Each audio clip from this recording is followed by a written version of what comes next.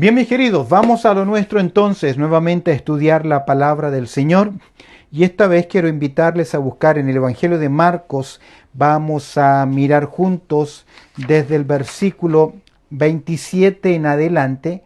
Marcos capítulo 8, verso 27 en adelante. Déjame decirte algo adelantándome al tema. Hoy vamos a hablar de una gran confesión y un gran cambio. Una gran confesión y un gran cambio. Y déjame decirte algo, este es, como le llaman acá en habla inglesa, es el turning point, es el punto de cambio en el ministerio y el enfoque de nuestro Señor Jesucristo. Al mirar el Evangelio de Marcos en el capítulo 8, dice el verso 27 lo siguiente: salieron Jesús y sus discípulos por las aldeas de Cesarea de Filipo. Y en el camino preguntó a sus discípulos, diciéndoles: ¿quién dice los hombres que soy yo? Ellos respondieron: unos Juan el Bautista, otros Elías, otros algunos de los profetas. Entonces él les dijo: ¿y vosotros quién decís que soy yo? Respondiendo Pedro le dijo: tú eres el Cristo. Pero él les mandó que no dijesen esto de él a ninguno. Dice el verso 31, y comenzó a enseñarles que le era necesario al Hijo del Hombre padecer mucho y ser desechado por los ancianos, por los principales sacerdotes y por los escribas, y ser muerto, y resucitar después de 3 días. Esto les decía claramente. Entonces Pedro le tomó aparte y comenzó a reconvenirle. Pero él, volviéndose y mirando a los discípulos, reprendió a Pedro diciendo: quítate de delante de mí, Satanás, porque no pones la mira en las cosas de Dios, sino en la de los hombres.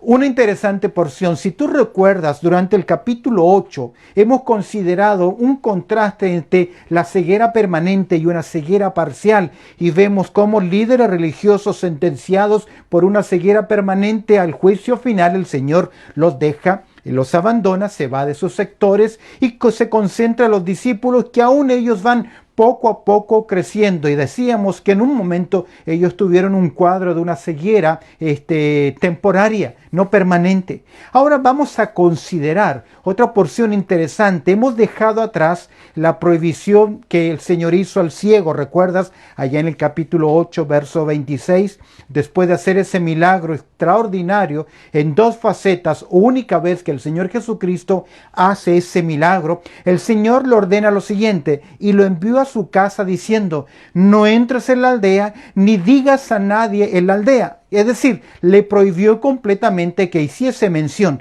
Creo que esta porción, que estos versículos, si lo comparamos también con Mateo capítulo 16, versos 16 en adelante, que es el relato paralelo, vamos a encontrar acá un cambio. El Señor Jesucristo va a enfocarse ahora a sus discípulos, a formar a sus discípulos, pero también en el ministerio público del Señor Jesucristo. En su propósito vamos a notar un giro. Un giro, ¿por qué? Porque desde este punto en adelante el ministerio cambiará para siempre de nuestro Señor Jesucristo, porque ahora Él no se enfoca en el trono, en la casa de David su padre, sino que se enfoca en el Calvario, se enfoca en el Gólgota, se enfoca en la cruz, se enfoca en el plan de redención hacia el hombre. Y el Señor Jesucristo va a preparar a sus discípulos, y Él ya no les va a hablar ahora por parábolas figuradamente, sino que en forma clara y directa el Señor va a presentar su plan a ellos. Va a describir qué es lo que va a ocurrir para que cuando venga la hora difícil, cuando venga la hora del Señor, cuando venga el tiempo del Señor, para que cuando venga aquel momento que fue planeado en la eternidad, que el Hijo de Dios derramase su vida en la cruz y todo lo que todo el entorno alrededor no fuesen sus discípulos sorpresivamente, ya que el Señor Jesucristo comienza a preparar y declararles claramente, a enseñarles qué va a ocurrir.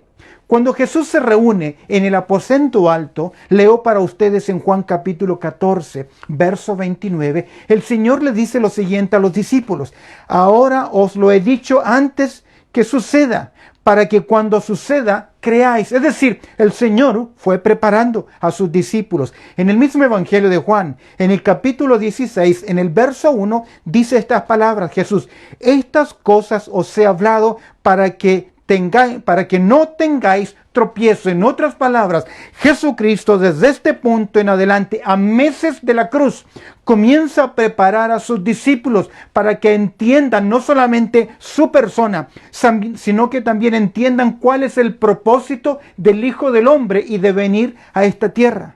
Vemos entonces una gran confesión y un gran cambio. ¿Cuál es esa gran confesión y cuál es ese gran cambio que podemos observar acá? Lo vamos a notar al considerar en primer lugar, verso 27 al 28, la pregunta que el Señor Jesucristo plantea a sus discípulos. Mira el verso 27, la pregunta que plantea Jesús a sus discípulos. ¿Qué va a preguntar Jesús a sus discípulos? Él les va a preguntar en verso 27, ¿cuál es la opinión pública acerca de su persona?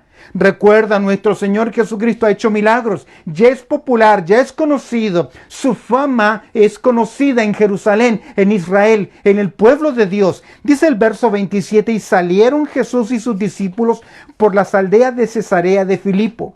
Cesarea de Filipo está a unos 40 kilómetros del mar de Galilea hacia el norte, a unos 8 kilómetros al sur, o al este, mejor dicho, del Jordán. Este es un punto clave en la vida de los discípulos, ya que en esta caminata, en este proceso, en este viaje, el Señor va a revelar no solamente su persona, sino que también su plan. Observa lo que dice el verso 27 y la pregunta que hace Jesús acerca de la opinión pública de su persona. Salieron Jesús y sus discípulos por las aldeas de Cesarea de Filipo.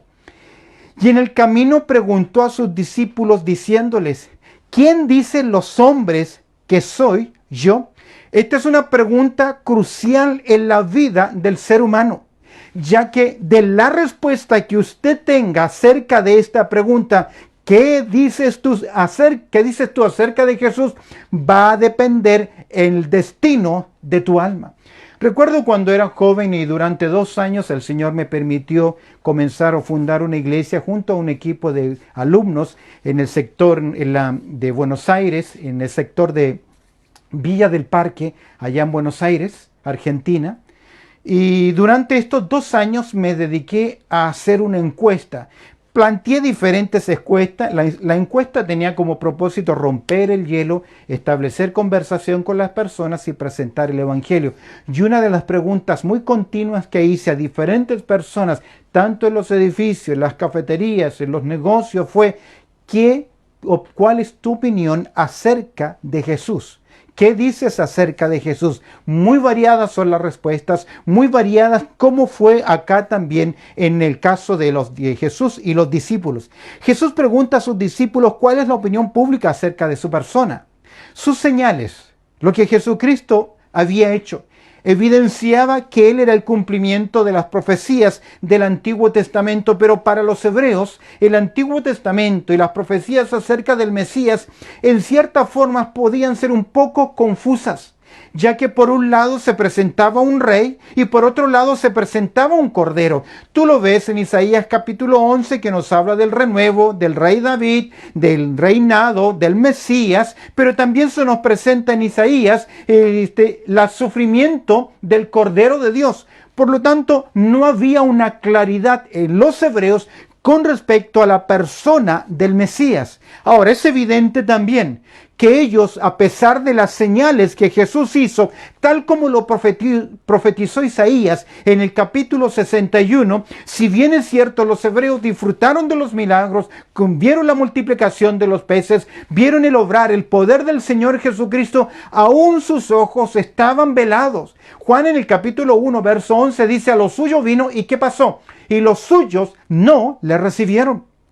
Pablo en Romanos capítulo 11, verso 25 dice que le aconteció a Israel endurecimiento en parte. Ahora, este endurecimiento, esta incapacidad de ver, también obedece a un propósito de Dios, que es el plan de redención, de salvar al hombre, de rechazar al Mesías, de sentenciar a Jesucristo, de, como dice Pedro, quitarle ustedes mataron al autor de la vida, porque de esta forma el plan soberano del Señor se estaba cumpliendo. Ahora, era evidente por las señales, y Jesús, la pregunta que hace Jesús a sus discípulos no es curiosidad. Jesús está formando, templando, preparando a los discípulos, y debemos tener respuesta clara acerca de la persona de Cristo Jesús. Y en el camino preguntó a sus discípulos: ¿quién dicen los hombres que soy yo? Verso 28, ellos respondieron, observa las respuestas, estoy en Marcos capítulo 8, verso 28, primero dijeron,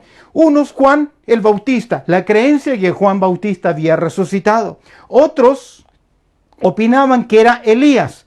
¿Por qué? Porque muchos hebreos conocían la profecía de Malaquías capítulo 4, verso 5, que antes que viniese el día del Señor o el día de Jehová, antes que Jehová de los ejércitos viniese a dar retribución y a restaurar a la nación de Israel, sería enviado como un vocero el profeta Elías. Y algunos dicen, es Elías. Otros decían, alguno de los profetas, es decir, algún profeta que había resucitado del Antiguo Testamento estaba ahí en la persona de Cristo Jesús. Y otros decían Jeremías. ¿Por qué otros decían? Este es el comentario que hace Mateo. Mateo menciona a Jeremías. ¿Por qué Jeremías?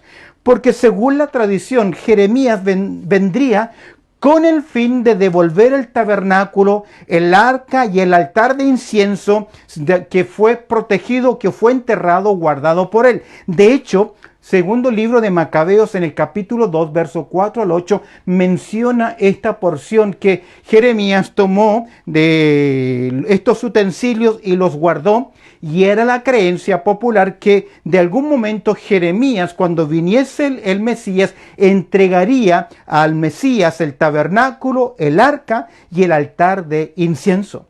No se hace mención acá, pero usted sabe que los líderes religiosos tenían una opinión acerca de Jesús. Lo acusaron de hijo de fornicación, pero también le llamaron hijo de Belcebú, ya que atribuían los milagros que hacía nuestro Señor Jesucristo al poder de Satanás y no al poder de Dios. ¿Qué es la opinión pública? Buenas opiniones, algunas muy religiosas, otras muy malas. Como el mundo tiene muchas opiniones, observa la gran pregunta planteada por Jesús a sus discípulos en ese proceso de preparación. Primero, ¿cuál es la opinión pública? ¿Qué dice la gente acerca de mí? Luego vemos en verso 29 la opinión particular de los discípulos. Entonces Él les dijo, Jesús hablando con sus discípulos, ¿y vosotros, quién decís que soy? Me llama mucho la atención. Dicen algunos comentaristas que los rabinos jamás hacían preguntas a los discípulos, sino que eran los discípulos que hacían preguntas a los rabinos. Aquí encontramos que el Señor Jesucristo hace preguntas claves y directas. Mejor dicho, la pregunta es directa a sus discípulos porque tiene un propósito pedagógico, la instrucción. Y de hecho, recuerda, la salvación es personal. Y usted que me está oyendo, usted que me está viendo, usted debe tener una respuesta clara acerca de quién es Jesús. La salvación es un asunto muy personal. Toda la gente alrededor nuestro puede tener las más variadas opiniones acerca de Jesús. Pero realmente, ¿cuál es tu opinión? ¿Qué es lo que tú piensas? Y aquí es clave, porque es importante la salvación, no solamente reconocer la persona de Cristo Jesús, sino también reconocer la obra de nuestro Señor Jesucristo, ya que si confesares con tu boca que Jesús es el Señor y creyeres en tu corazón que Dios le levantó de entre los muertos, serás salvo. Entonces Él les dijo, ¿y vosotros quién decís que sois? Pedro, como líder nato principal, él dice, respondiendo, Pedro le dijo, ahora Pedro le va a decir, tú eres el Cristo. Me encanta la combinación del Evangelio de Mateo capítulo 16, porque ahí dice, tú eres el Cristo, el Hijo del Dios viviente. Encontramos acá una declaración interesante. Por revelación, Pedro llega a la conclusión de que tú eres el Cristo. La palabra Cristo es la palabra griega ungido, que guarda relación con la palabra antiguo testamentaria Mashiach, Mesías, que es un título mesiánico. Ahora es interesante, el ungido En el Antiguo Testamento no era solo una persona, sino que era un oficio que era reconocido en diferentes personas. 3 oficios requerían de este ungimiento especial. Por ejemplo, el profeta, el sacerdote y el rey. Y Pedro, por revelación, va entendiendo que Jesucristo es realmente el profeta anunciado en la antigüedad. Moisés dijo que vendría un profeta. Es Jesucristo también el sacerdote. ¿Por qué? El gran sumo sacerdote luego sería enseñado en la carta a los hebreos como Jesucristo es nuestro gran sumo sacerdote, no solamente por el sacrificio que él presentó, sino por su ministerio de intercesión a la diestra del Padre. El sacrificio que presentó Jesús es su propia persona. ¿Por qué? Porque él es profeta, porque él es sacerdote y sin duda alguna él es rey. En el Salmo capítulo 2 vemos que el Padre le dice al Hijo, al ungido: pídeme que te daré por herencia las naciones. Pero la forma de adquirir ese paso, esa posesión, fue a través de la obediencia, siendo el ungido del Señor. Mateo agrega lo siguiente y le dice a Pedro: bienaventurado eres, Simón, hijo de Jonás, porque no te lo reveló carne y sangre, sino mi Padre que está en los cielos. Y la verdad que para tener una comprensión completa de la persona de Cristo Jesús, se necesita que la venda de los ojos de los hombres sea quitado. Y eso ocurre por la predicación del Evangelio, por la obra del Espíritu Santo, ya que la fe viene por el oír. ¿Y el oír qué cosa? La palabra de Dios. La gente no es salva porque le decimos: venga a la iglesia y lo lindo que es y lo bueno que es. La gente se salva cuando recibe el mensaje y responde positivamente al mensaje. Vemos acá entonces algo interesante.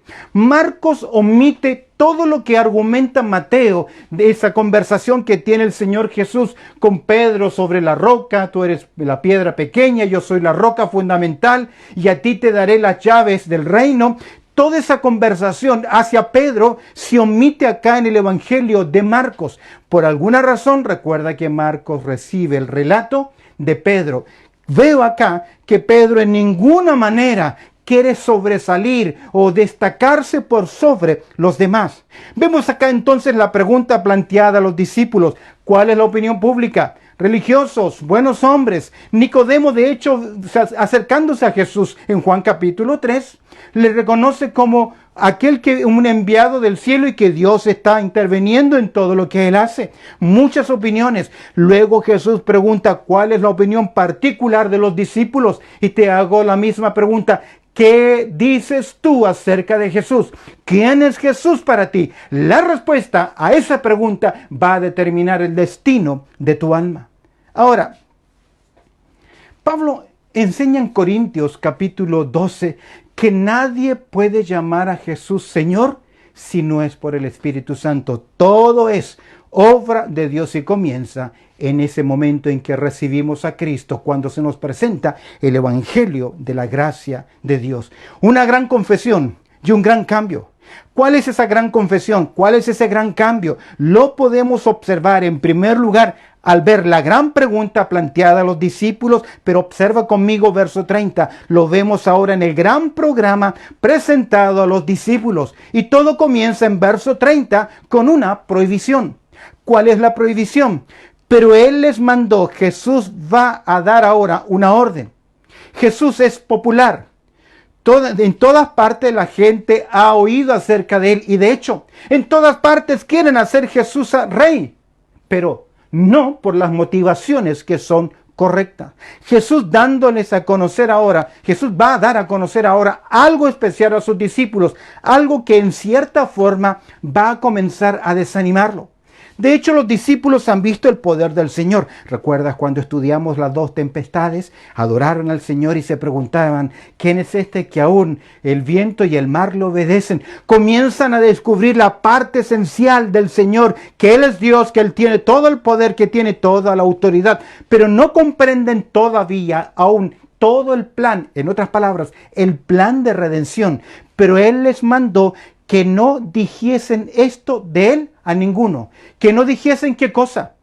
Que Él es el Mesías, que Él es el Rey. De hecho, Si tú recuerdas en la primera misión que envió el Señor Jesús, cuando les dio autoridad para hacer milagros, etc., los envió y les dijo, vayan a las ovejas perdidas de la casa de Israel. ¿Y cuál era el mensaje que tenían que llevar? El evangelio del reino, que Cristo estaba, que el rey ya ha llegado, el rey está presente.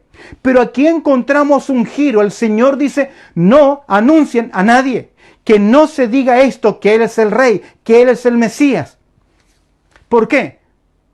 Porque el Señor Jesucristo va a decirle a sus discípulos algo en Juan capítulo 12, verso 24, que si el grano de trigo no muere, no cae a tierra y muere, queda sin fruto, pero si muere, lleva mucho fruto. ¿Por qué? Porque Jesucristo ya no está pensando, como les decía, en el trono, en el reino, sino que Jesús mira el Carmelo, el monte Gólgota. Jesús comienza a mirar ahora la cruz. Ahora, Mateo dice algo interesante en el capítulo 16, verso 18, que es la primera vez que el Señor Jesucristo utiliza estas palabras. En Mateo capítulo 16, verso 18, que es el relato paralelo a Marcos que estamos estudiando, pero en Mateo se agrega estas palabras. Y Jesucristo les dijo, edificaré mi iglesia. Y de hecho usted lo sabe, la única forma de obtener la iglesia es por medio de un pago de la sangre. En Hechos capítulo 20, verso 28 leemos, la iglesia que Él compró con su propia sangre. Vemos acá entonces el gran programa que comienza a presentar a los discípulos. ¿Comienza con qué? Con una prohibición. Jesús es popular, la gente lo quiere hacer rey, pero ahora Jesús se aparta de las multitudes. Ya el Señor no va a hacer milagros masivos. Ya el Señor Jesucristo deja de hacer todos estos milagros para comenzar a concentrarse en los discípulos y con paso firme ir hacia Jerusalén. Veamos ahora cómo el Señor Jesucristo va a compartir con ellos acerca del gran programa que Él les presenta. Hay una prohibición, pero también vemos que hay un padecimiento. Observa el verso 31. Ya los discípulos van viendo a Jesús como rey. Pedro ha dicho, tú eres el Mesías, tú eres el rey, tú eres el sacerdote, tú eres el profeta. Y me imagino en su mente todo el programa panorámico que ellos se les abrió. Vamos a ser liberados por fin del yugo de la esclavitud romana. Pero mira lo que va a observar en el capítulo 31, verso 31. El Evangelio de Mateo, en el capítulo 16, verso 21, utiliza la siguiente cláusula. Desde entonces, es decir, desde este momento en adelante, gira el mensaje del Señor, gira el propósito del Señor, porque Él debe ahora ser obediente. Y Filipenses capítulo 2, verso 8 nos dice que Él fue haciéndose obediente hasta la muerte y muerte de cruz. Marcos dice lo siguiente en verso 31. Y comenzó a enseñarles que le era necesario. Interesantemente, el término necesario aquí nos hace ver que esa necesidad obedece al plan divino de Dios, al plan de redención. Obsérvalo. Y comenzó a enseñarles que le era necesario. El Hijo debía someterse completamente a la voluntad del Padre Celestial. Observa lo que dice. Comenzó a enseñarles que le era necesario. ¿A quién? ¿Qué dice el texto? ¿A quién le era necesario? Verso 30. Que le era necesario, ¿a quién? Verso 31, al Hijo del Hombre. Título interesante acerca de la persona de Cristo Jesús. Si tienes una Biblia, márcalo, ya que el Hijo del Hombre nos habla acerca, que es un título acerca de Cristo Jesús, y siempre se vincula con el propósito viniendo del cielo a la tierra. De hecho, se nos dice que el Hijo del Hombre, ¿a qué vino?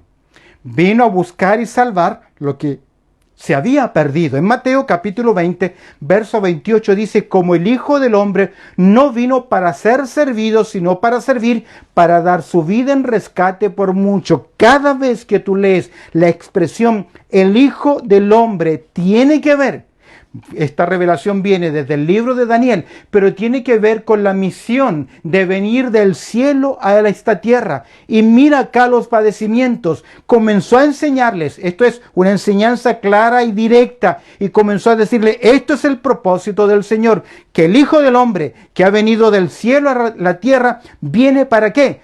padecer mucho. La idea de padecer mucho incluye el sufrimiento, pero aquí es la muerte. Si la obra de Cristo en la cruz, escúchame bien, no hay redención. Si no muere Cristo por nosotros y paga el precio, el hombre no puede ser salvo y no puede tener comunión con Dios. Dice el verso 32. Entonces les decía, mira, claramente, Jesús es claro ahora con sus discípulos. Jesús va a ser tremendamente claro con ellos. ¿Recuerdas cuando Pedro está predicando a la multitud en el día de Pentecostés? Pedro le dice que a él fue entregado por el determinado consejo y anticipado conocimiento de Dios, prendisteis y matasteis por manos de inicuos crucificándole, al cual Dios lo levantó suelto de los dolores de la muerte, por cuanto era imposible que fuese retenido por ella. Eso lo entienden después de la resurrección del Señor Jesucristo, pero aquí el Señor comienza a declararle, esto les decía claramente a sus discípulos. Ahora, mira el propósito del verso 31. Mateo nos dice el lugar, el sitio, en Jerusalén, que le era necesario ir a Jerusalén. Mira el propósito del verso 31, el sufrimiento. Y ser desechado por ¿quiénes? Por los ancianos, por los principales sacerdotes, por los escribas, describe al Sanedrín, las autoridades, los responsables, los líderes religiosos, los que rechazaron oficialmente a la persona de Cristo Jesús, fueron ellos. Vemos el sitio que es Jerusalén, vemos el sufrimiento y ser desechado. Vemos la secuencia y ser muerto. ¿Y qué más? Mira la secuencia. Y resucitar después de 3 días. El Señor fue claro con sus discípulos. El Señor fue directo con ellos y le dijo, voy a padecer, voy a sufrir, voy a morir. Y el profeta nos dice, Isaías 53, cuando nos habla del Cordero de Dios, que después de morir, dice que verá el fruto de su obra y quedará satisfecho. Jesús claramente les ha presentado una prohibición. Les ha hablado acerca del padecimiento de Jesús. Les ha presentado cuál es el propósito. Ir a Jerusalén, sufrir y vemos la secuencia, morir. Ahora, yo me imagino estando con Jesús, escuchando estas palabras. Es un gran giro en el mensaje. Es un gran giro en su propósito. Ya los discípulos van pensando que Él se va a sentar a la diestra, al lado derecho y al lado izquierdo de la gran mesa en el reino. Ellos van pensando en ese momento tan solemne y el Señor describe acá algo muy duro en su persona, un sacrificio muy grande, un aspecto muy que para un proyecto sería frustrante. En vez de reinar, en vez de establecer el reino, moriría suspendido entre el cielo y la tierra en una cruz. ¿Cuál fue el proceder de Pedro? Pedro va a darle un consejo al Señor Jesús. Yo no entiendo cómo una persona puede decir tan buenas cosas en un momento y ser tan torpe a la vez en otro. Mira el proceder de Pedro. El consejo de Pedro en verso 32. Entonces Pedro le tomó y comenzó a reconvenirle, comenzó a aconsejarle, comenzó a decirle. Mateo agrega lo siguiente, diciendo, Señor, ten compasión de ti, en ninguna manera esto te acontezca. Compadécete de ti. ¿Cuántas veces es a compadecernos de nosotros, buscar nuestro beneficio, buscar nuestro bien, rechazamos la voluntad de Dios en nuestras vidas? Por nuestra comodidad, por nuestra conveniencia, porque no me gusta, porque no quiero, porque no me beneficia, porque estoy trabajando, porque tengo este proyecto, porque tengo estos temores, porque tengo estas pérdidas y ponemos a un lado la voluntad de Dios en nuestras vidas. Entonces Pedro le tomó y comenzó a reconvenirla, a exhortarle, a aconsejarle, decirle, ¿cómo es posible que tú hagas esto? ¿Sabes qué estaba haciendo Pedro? Se estaba oponiendo a los planes del Señor. Le estaba diciendo, no mueras, no vayas a Jerusalén, no sufras, no mueras, que eso no acontezca. Pedro no ve que es la única forma en que el hombre pueda ser salvo, porque la paga del pecado es muerte. Y la ira de Dios está sobre el hombre inconverso. Y la ira de Dios tuvo que caer en la persona de Cristo Jesús para que usted y yo alcanzásemos redención y el perdón de nuestros pecados. Pero Pedro no lo ve. ¿Cómo es posible tener en un momento tan buenas declaraciones y en otras tan erradas? A veces miro la historia de muchos hermanos, creyentes de historia, aún líderes, que han hecho cosas tan bien, pero luego han hecho cosas tan torpes. ¿Y sabes qué? El punto acá no es comenzar bien, sino saber terminar bien. Ahora, eso no significa que a veces no nos vamos a equivocar. Libro de Proverbios nos enseña que 7 veces cae el justo, mas volverá a levantarse. Y Hebreos dice, si el justo retrocediere, Dios dice, no agradará a mi alma. Vemos acá nuevamente, después de una declaración de revelación, una gran torpeza. Y eso puede ocurrir en creyentes. ¿Sabes por qué? Por nuestra ignorancia de los planes del Señor. ¿Qué ocurre finalmente? Vemos acá el proceder de Pedro, el consejo de Pedro. Veamos ahora el verso 33. Y final, la confrontación a Pedro. Pero él, esto es el Señor Jesús, volviéndose, dijo a Pedro, quítate de delante de mí, Satanás. Palabras claras y directas. Me eres tropiezo, porque no pones la mira en las cosas de Dios, sino en la de los hombres. En tu vida, en mi vida, ¿cuántas veces hemos puesto las cosas en la mira y en el beneficio de los hombres, y no en la mira y en el beneficio de la persona de Dios? Que Dios nos dé gracia, que Dios te dé gracia para poder discernir y ver acá, el evitar el padecimiento de Cristo era una acción de Satanás.